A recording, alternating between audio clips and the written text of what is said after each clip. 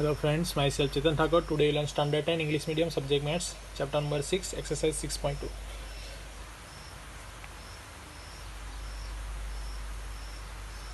Two questions are remains, question number 9 and question number 10. So start with question number 9. Question number 9 में आपको ये कहा गया है कि ये जो ट्रेपेजियम है, तो ट्रेपेजियम यानी कि आपको मैंने 10 स्टैंडर्ड में 9 स्टैंडर्ड में सिखाया था ये टॉपिक. ट्रेपेजियम चैप्टर नंबर 8 हमने 9 स्टैंडर्ड में सॉल्व किया था, क्वाड्रिलेटर उसमें. तो उसमें क्या होता है, फर्स्ट की टोटल 4 साइड है, तो पैर कितनी होगी 2, यानी कि इन दोनों मिला के एक पैर होगी, इन दोनों को मिला के एक पैर होगी, तो यहाँ पे 2 पैर हुई, यानी कि साइड 4 होगी क्वाड्रिलेटर में, बट पैर बोलेंगे तो पैर तो 2 ही आएगी.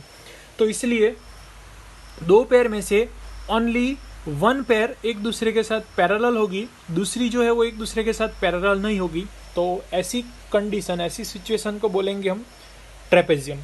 अगर दोनों पैर यानी कि 4 साइड एक दूसरे के साथ पैरेलल होगी तो उसको बोलेंगे हम पैरेललोग्राम. ट्रेपेजियम यानी कि एनी 1 पैर out of 2 pair are parallel to each other. तो कहा गया है क्वेश्चन में आपको ए बी और सी डी एक दूसरे के साथ पैरेलल है. तो given in data A B C D is a trapezium, this two lines are parallel to each other, and उसके जो डायगोनल्स यानी कि ये A C and B D उसके डायगोनल्स होंगे तो एक दूसरे को ये पॉइंट ओ पॉइंट पे इंटरसेक्ट करते हैं, ऐसा कहा गया है. तो आपको ये प्रूव करना है A O divide by O B is equal to C O divide by O D. ये आपको प्रूव करना है. तो उसके लिए हमने डेटा या फिर गिवन, आप दोनों वर्ड यूज कर सकते हो, बट हमें जनरली डेटा यूज करना है. डेटा इज इक्वल टू यानी कि जो आपको दिया गया है वो.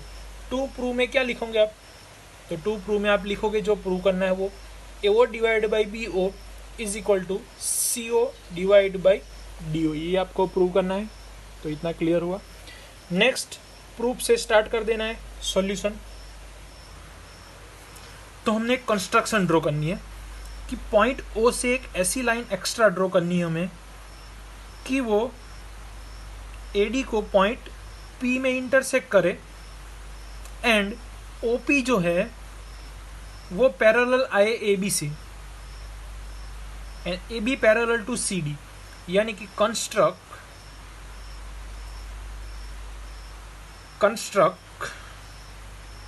अ line parallel to A B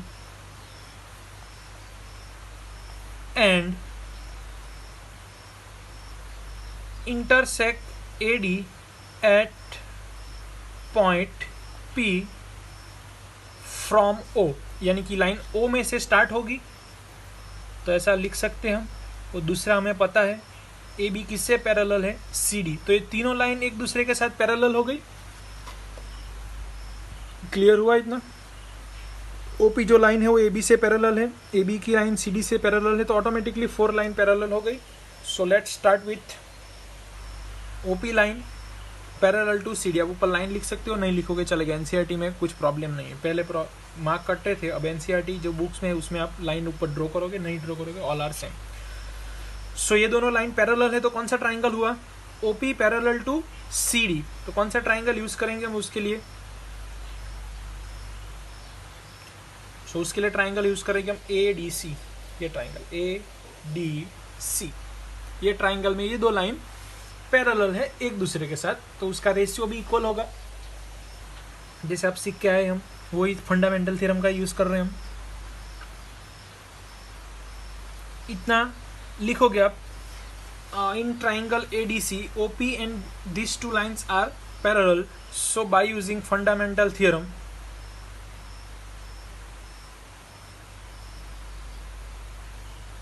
fundamental proportionality theorem, so आपको रेशियो मिलेगा ओ A divide by O C होगा. Clear. Is equal to P A divide by P D. First equation. In similar way next triangle लेना है आपको A B, या ये भी ले सकते हो आप ए. टोटल 4 ट्राइंगल होंगे, समझ में आपको. First triangle, second triangle, third triangle and fourth triangle. So next in triangle DAB, ये ट्राइंगल हमने लिया. अब ये पेयर लेनी है हमें, दूसरी पेयर। तो उसके लिए क्या पैरेलल आपको चाहिए, तो ऑलरेडी ओपी पैरेलल है ही, किससे पैरेलल है, ए बी से हमने कंस्ट्रक्ट किया था। तो सेम थियरम से क्या होगा, P A divide by P D, P A divide by P D is equal to कौन सा आएगा आपको, इस ये पोजीशन के लिए कौन सा आएगा, ओ बी। ये ट्राइंगल लिया ना हमने, ये ट्राइंगल लिया हमने, ये दोनों लाइन पैरेलल है, तो P A divide by P D आया, तो दूसरे कहाँ आएगा, O D divide by O B आएगा। पहले पी ए लिया है तो स्टार्टिंग से ये पॉइंट लेना है आपको, ओ बी लिया, उसके बाद ओ डी, सेकंड इक्वेशन। तो बाई इक्वेशन 1 एंड 2 क्या लिख सकते हैं हम, ये दोनों इक्वेशन से क्या आपको मिल सकता है, तो पी ए डी दोनों में कॉमन है, तो ऑटोमेटिकली क्या इक्वल हो गया, O A divide by O C is equal to O B divide by O D equal हो गया। क्लियर। बट हमें जो प्रूव करना है वो डिफरेंट है, तो इसके लिए क्या करेंगे हम, क्रॉस मल्टीप्लीकेशन करेंगे। तो ओ ए और ओ डी वो दोनों सेम ही है, एक दूसरे के साथ इंटरचेंज हो जाएंगे, तो नीचे ओ बी आ गया, यहाँ पे कौन हो गया, ओ सी हो गया। तो ये आपको क्या करना है, यही तो प्रूव करना है आपको। तो कंप्लीट हो गया प्रूव करने का पार्ट आपका।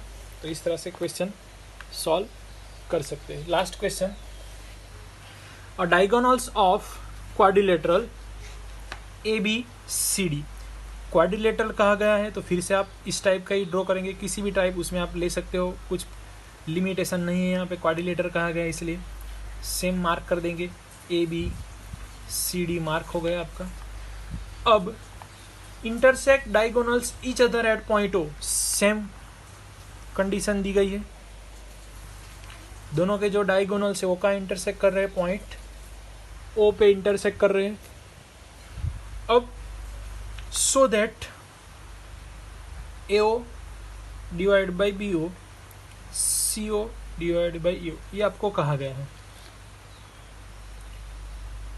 ये आपको दिया गया है। तो such that prove that A B C D is a trapezium, तो डेटा क्या आएगा आपका, उससे उल्टा क्वेश्चन, एक दूसरे के साथ दोनों कैसे इंटरचेंज क्वेश्चन। यहाँ पे आपको ट्रेपेजियम दिया था, ये रेशियो प्रूव करना था, यहाँ पे आपको रेशियो दिया है, ट्रेपेजियम प्रूव करना है। तो कैसे प्रूव करेंगे, method will be same, concept आपका एक ही है। जब ऐसे आपको प्रूव करने को बोलेंगे तो आपको क्या करना है, एक पैरेलल लाइन ड्रॉ कर देनी है, क्योंकि ये पैरेलल की वजह से आपको एक ये दो लाइन पैरेलल मिल जाती है, ये दो लाइन पैरेलल मिल जाती है। क्योंकि हमारा जो फंडामेंटल थ्योरम है वो कब यूज़ कर सकते हैं हम, जब दो लाइन्स पैरेलल होगी तब। तो ये हमारी एक लिमिटेशन है थ्योरम की कि यहाँ पे आपको पैरेलल लाइन होनी चाहिए। जैसे कि आप जेड शेप यानी कि अल्टरनेट एंगल है वो भी कब यूज़ कर सकते हैं, ये दो लाइन पैरेलल होगी, उसके बीच में ये ट्रांसवर्सल होगा, तब जाके ये दोनों एंगल इक्वल होंगे। तो ऐसे कुछ रूल्स होते हैं, वो फॉलो होंगे तभी आपको आंसर मिलेगा थ्योरम का, तभी थ्योरम फुलफिल होगा।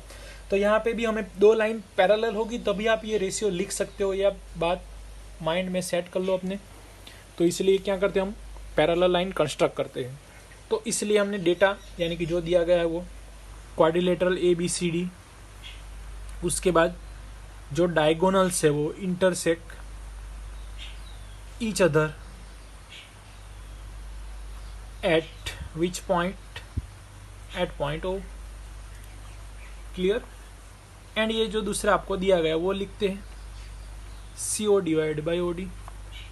टू प्रूव क्या करना है आपको, यहाँ पे जो quadrilateral A B C D है इसको ट्रेपेजियम दिखाना है। So quadrilateral A B C D is a trapezium, complete. Next, so let's start proof. Proof में क्या किया, construct.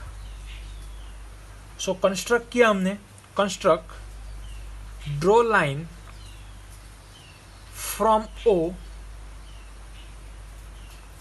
intersect AD at point P such that, यानी कि कैसी लाइन है वो, ओ पी की जो लाइन है वो ए बी से पैरेलल होगी, एंड ए बी है वो किससे पैरेलल है, सी डी से पैरेलल है। तभी सी डी से पैरेलल होगा तभी ये जो रेशियो इक्वल मिल सकता है ना। तो इसलिए हमने यहाँ पे लिखा रेशियो इक्वल दिया है, तो कब रेशियो इक्वल हो सकता है, जब लाइन पैरेलल होगी तभी इक्वल हो सकता है। तो इसलिए यहाँ पे लिया है। या फिर ये लाइन आप एक्स्ट्रा या नहीं लिखोगे तो भी चलेगा, और लिख सकते हो बोथ आर वैलिड, क्योंकि ये आपको इक्वल दिया गया है, और इक्वल कब होगा, जब पैरेलल होगा तभी इक्वल होगा। तो इसीलिए यहाँ पे ये लिख सकते हैं। अपना इतना लिखोगे फिर भी राइट ही हमने कंस्ट्रक्ट किया है। नेक्स्ट, ये कंप्लीट हो जाने के बाद in triangle D A B, triangle D A B, ये ट्राइंगल की बात कर रहा हूं मैं, तो उसमें आपको क्या इक्वल दिया गया है, O P is parallel to A B. A triangle में ये दोनों साइड इक्वल है, तो उसका कौन सा रेशियो इक्वल होगा, A P divide by P D. Clear. उसी तरीके से डाउन पार्ट में B O divide by O D. First equation, यहाँ पे रीजन आपको पता है क्या लिखना है, वो proportionality fundamental theorem. Clear. Next, now AO divided by BO, CO divided by OD are given in questions। तो सेम स्टेप लिखते हैं, उसको क्रॉस मल्टीप्लीकेशन करके डाउन पार्ट में लिखते हैं। ये जो है ना, दोनों को इंटरचेंज कर देते हैं। लास्ट टाइम जो हमने प्रूव किया था ना क्वेश्चन में, उस तरह से ही। तो ये हमारा इक्वेशन हो गया, सेकंड इक्वेशन हो गया। From equation 2 and C, BO divide by OD, तो यहाँ पे मिल गया आपको BO divide by OD is equal to क्या मिला, AP डिवाइड बाई A। उसकी जगह पे ये लिख सकते हो आप। क्लियर हुआ। तो बाई इक्वेशन 1 and 2 ऐसा इंटरचेंज क्यों किया हमने, ये दोनों आपको देखो इक्वल मिल रहे हैं, तो उसकी जगह पे आप चेंज कर सकते हो, उसकी जगह पे OC लिख सकते हो। तो equation AP divide by PD is equal to क्या मिल जाएगा आपको, AO डिवाइड बाई CO मिल जाएगा। इतना कंप्लीट हुआ। नेक्स्ट, एक आपको पेयर मिल गई कि ये दोनों पेयर इक्वल है, ऐसा आपको मिल गया। अब नेक्स्ट, ट्राइंगल ADC। अब जो हमारा ट्राइंगल ADC है उसको क्या रिप्रेजेंट कर सकते हैं हम, तो point P and point O, point P and point O किस पे है, lies on a AD and AC respectively. Therefore AP divide by PD is equal to AO divide by CO, ऐसा मिल सकता है हमें। तो कौन सी लाइन पैरेलल होगी, ये रेशियो कब मिलेगा, जब ये लाइन पैरेलल होगी तब रेशियो मिलेगा। क्लियर हो गया। तो कौन सी लाइन आपको पैरेलल मिल गई, OP हमने पहले से पैरेलल दिया था AB से, और दूसरा AB जो है, AB पैरेलल क्या हो गया, CD हो गया। ये तीनों लाइन पैरेलल हो गए एक दूसरे के साथ। उसका रीज़न क्या है, एक PO किससे, CD से पैरेलल है, AB से पैरेलल है, तो ऑटोमेटिकली हो गया, यानी कि इनडायरेक्टली क्या हो गया, AB इक्वल टू CD। तो एक पैर इक्वल है, तो क्या बोल सकते हो उसको, ट्रेपेजियम कह सकते हैं। क्लियर। फिर से समझा देता हूँ। फर्स्ट हमने ट्राइंगल का यूज़ किया, ये कंस्ट्रक्ट किया, तो उसकी वजह से हमें ट्राइंगल मिल गया, उसका रेशियो लिया तो ये रेशियो आया। अब ये टेक्स्ट बुक में आपको दिया गया था, क्वेश्चन में इंटरचेंज कर दिया तो ये दोनों इक्वल हो गए, यानी कि ये पार्ट्स और ये पार्ट्स इक्वल होंगे, तो यहाँ से इक्वल हुए। ये इक्वल होने के बाद क्या दिखाया हमने कि जो ट्राइंगल है हमारा कौन सा, ADC, ये ट्राइंगल में ऑलरेडी आपको ये पार्ट इक्वल दिया गया, तो ये रेशियो कब इक्वल हो सकता है, AP divide by PD, OA divide by OC कब इक्वल हो सकता है, जब ये दो लाइन पैरेलल होगी तभी इक्वल हो सकता है। तो उससे हमें ये मिला। अब ये PO जो है वो किससे इक्वल है, AB से इक्वल है, तो CD से इक्वल हो गया, यानी कि indirectly AB equal to CD हो गया। अब दो इक्वल लाइन मिल गई, तो क्या मिल सकता है हमें, पैरेलल है ऐसा बोल सकते हैं। पैरेलल है वन पेयर, तो ट्रेपेजियम है ऐसा बोल सकते हैं। Thank you friends.